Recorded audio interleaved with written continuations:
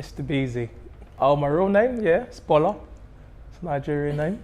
So for a living, I'm a motivational speaker. So I travel all across literally the United Kingdom, speaking in schools, colleges and universities, just motivating young people to go out into the world and be successful and to go out into the world and live their dreams. And just last year, I actually started going international to do it as well.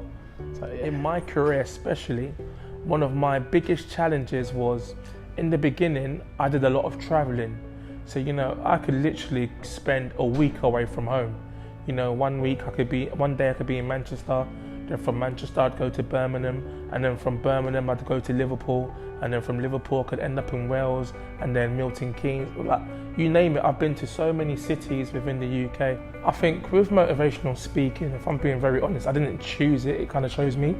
I know it sounds like, oh, that's very cheesy, but what I mean by that is I never saw myself doing this. I didn't realise I'd be doing this, but I've always had a passion for young people and just helping them. And I've always said to myself, if I can just advise someone and give them a bit of knowledge that I never had at their age. I think what actually really inspired me was after I gave my first few talks, just seeing how people responded to it. I had a lot of young people coming up to me saying, oh, do you know what? You've changed my life and I know what I want to do now and this and that. And I was just like, oh, I was kind of like taken back. And I just thought, you know what, if I can do it for one person, every single school that I go to, every single college that I go to, then eventually it just has a ripple effect and will make a big difference. And that's kind of like how my journey began, really. When I speak to a lot of people, one thing that I'm driven by was, because I went through such a long period of hardship where, family was struggling financially, that's driven me to be so driven today. Because I was just like, you know what, I don't want to provide the type of upbringing for my future kids that I had.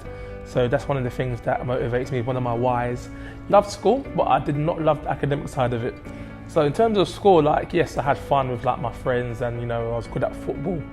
But the academic side, yeah, I did struggle. And it wasn't because I wasn't intelligent.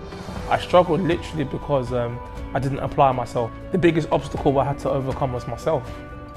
Because naturally, as people, we doubt ourselves. We doubt what we're able to achieve. And I think when you come from a background where you haven't necessarily achieved in terms of academics, you have a mentality of, well, I'm a failure, and you don't believe that you can do certain things. So for me, it was overcoming my mindset of, do you know what, don't let your past mistakes determine your future success. I just wish I started earlier. I wish that I started the journey earlier. I wish that maybe I made some of my mistakes earlier, but there's nothing I would change, because for me, it's just so fulfilling, what I do. When I first started as a speaker, I didn't know much about the industry. And one thing I want to say to people is that, you know what, so many people want to be successful and so many people want to go out there and achieve their dreams. And I was having a conversation with someone the other day, and I said to them that, you know what, it doesn't matter what field you decide to go into in life, it's never going to be easy. It's always going to take hard work. Sometimes, even for myself, it became quite daunting, quite tiring. And I used to challenge myself and say, well, how can you be tired? You're meant to be motivated. You're meant to be going out there inspiring people. And it really taught me a lot about my character.